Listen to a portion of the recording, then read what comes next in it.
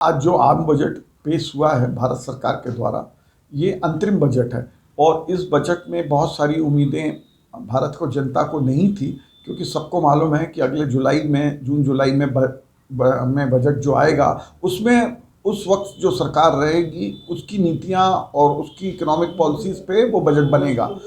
आज के बजट पे हम दो चीज़ें जबलपुर चैम्बर ऑफ कॉमर्स को कहना है। एक तो आज भारत के अंदर जो छोटा छोटा हमारा व्यापारी है, उद्योगपति है, वो पूरी तरह से कष्ट में है। उसके व्यापार या तो बंद हो रहे या उसके नष्ट हो रहे। तो ये उम्मीद थी कि इनकम टैक्स में छूट दी जाएगी। दूसरी ओर सरकार को इनको प्रोत्साहित करने के लिए बिना जो ब्याज का ऋण होता है बैंकों से, वो दे दिया जाना चाहिए था। वहीं दूसरी ओर सरकार का फोकस रहा है इंफ्रास्ट्रक्चर पर। सरकार ने रोड, सड़क, बिजली, पानी जैसी मूलभूत सुविधाओं के लिए बजट में विशेष प्रावधान किया है, जो कि अच्छी बात है और उससे भारत की इकोनॉमी में और भारत का इंफ्रास्ट्रक्चर में फ़र्क पड़ेगा। डिफेंस में यदि पैसा लगता है, रोड में पैसा लगता है, तो घूम फिर के ये हमारे श्रमिक हमारे जो लोगों को, भारत के लोगों को उससे आर्थिक लाभ मिलता है। मगर यही बात सबसे आखिरी कि छोटे व्यापारी और उद्योगपतियों के लिए इस बजट में कोई बहुत अतिरिक्त प्रावधान नहीं किया गया। आशा है आने वाले जुलाई माह में जो बजट आएगा, जून जुलाई में, तब सरकार कुछ अच्छा से काम करेगी। जो शहरी बेरोजगार युवक हैं, जो आज हज़ारों की संख्या में हर शहर में हैं, उनके लिए शहरी रोजगार गारंटी योजना जैसी योजना लाएगी, जो कि शहरी बेरोजगारों को एक रिलैक्सेशन देगी, उनको एक मदद करेगी। तो बजट का हमारे चैम्बर का यही मूल्यांकन है। देखिए, सामान्य बजट है और आम आदमी के लिए कुछ ना कुछ बहुत खास है नहीं। आम आदमी तो सबसे पहले देश का जो है यही देखता है कि इनकम टैक्स में जो छूट है उसमें कुछ बढ़ोतरी की गई कि नहीं गई, और उसमें बढ़ोतरी नहीं गई। और दूसरी बात ये भी है कि आम आदमी जब बैठता है टीवी के सामने, चाहे वो घर की महिलाएं हों या सामान्य व्यवसायी हों, छोटे व्यवसायी हों, वो देखते हैं कि हमको क्या मिला। तो इस व्यवसाय में वैसा किसी को भी एक सीधे तौर पर देखने को कुछ नहीं मिला है।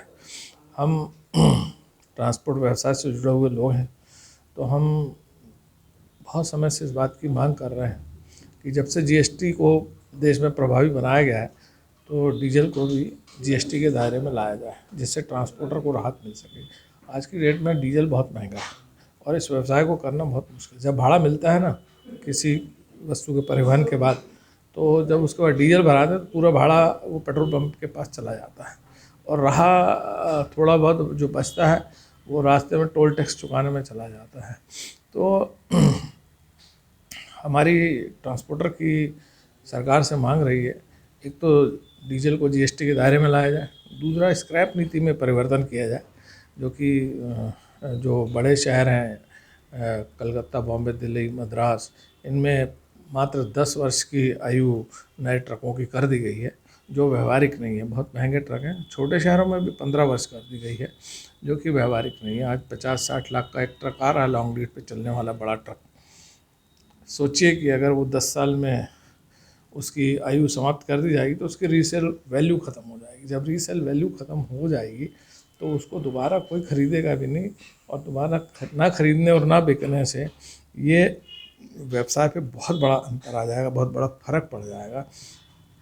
एक यही कारण है, महंगा टोल टैक्स, महंगा डीजल और स्क्रैप नीति के कारण आज हिंदुस्तान का आम ट्रकर्स, ट्रांसपोर्टर इस व्यवसाय को छोड़ के भागने की स्थिति में है।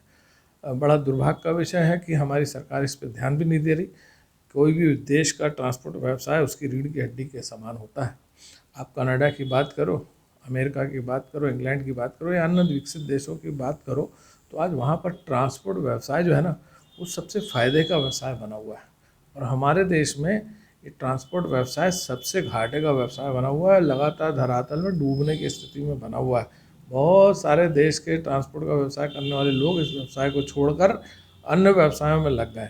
तो हमारी सरकार से मांग है, इस पे आपके चैनल के माध्यम से भी हम मांग कर रहे हैं कि इस व्यवसाय को बचाने के लिए आप डीजल को जीएसटी के दायरे में लाएं, आप स्क्रैप नीति में परिवर्तन करें, जो नए ट्रकों की आयु कम से कम 20 वर्ष किया जाए, क्योंकि अब सड़कें भी अच्छी, ट्रकों की स्थिति भी अच्छी है, उनकी जो क्वालिटी है बहुत अच्छी है।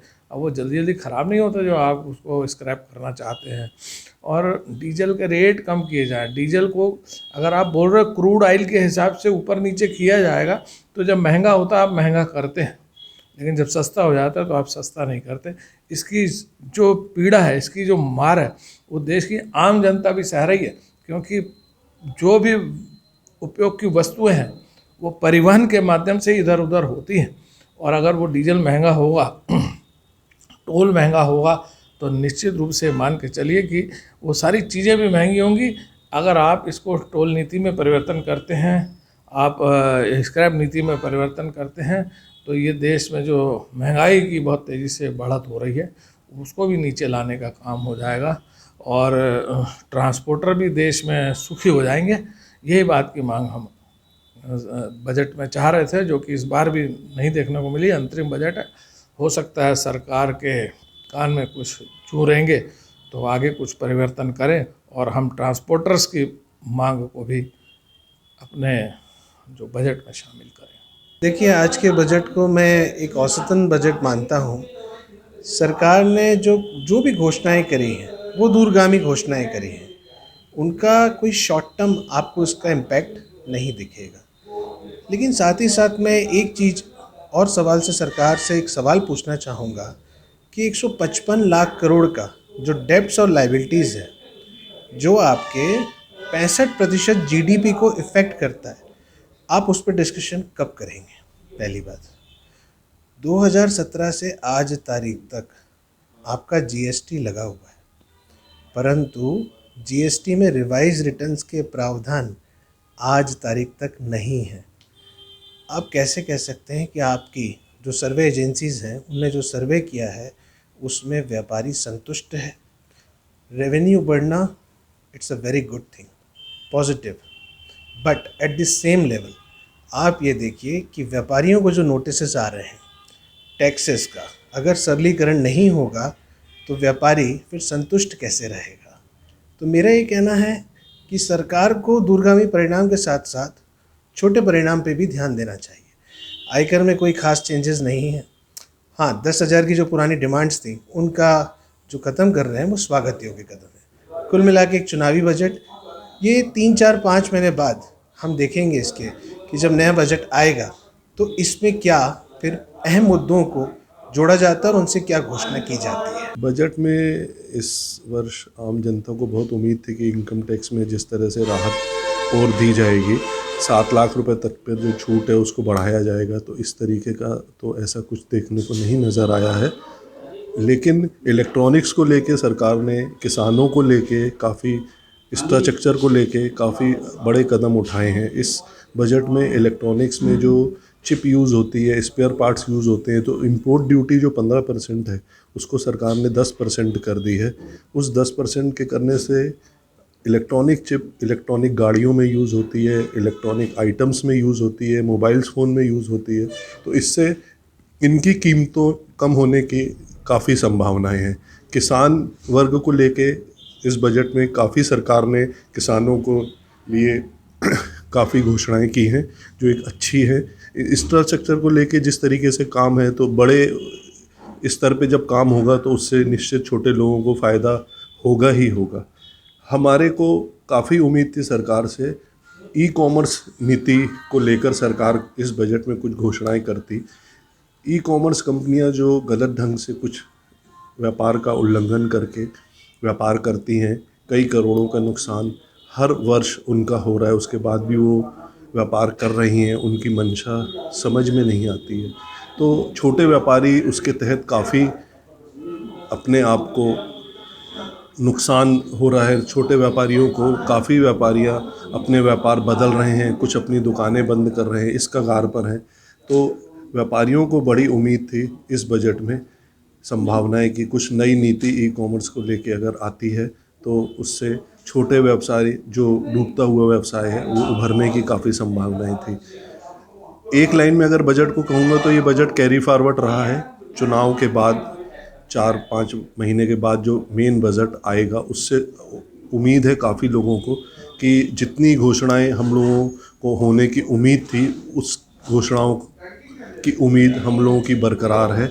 आगे बजट में उन पर ध्यान में देते हुए ही सरकार निश्चित कई घोषणाएं करेंगी। मैं Deepak Sethi, confederation of all India traders प्रदेश सचिव कैट।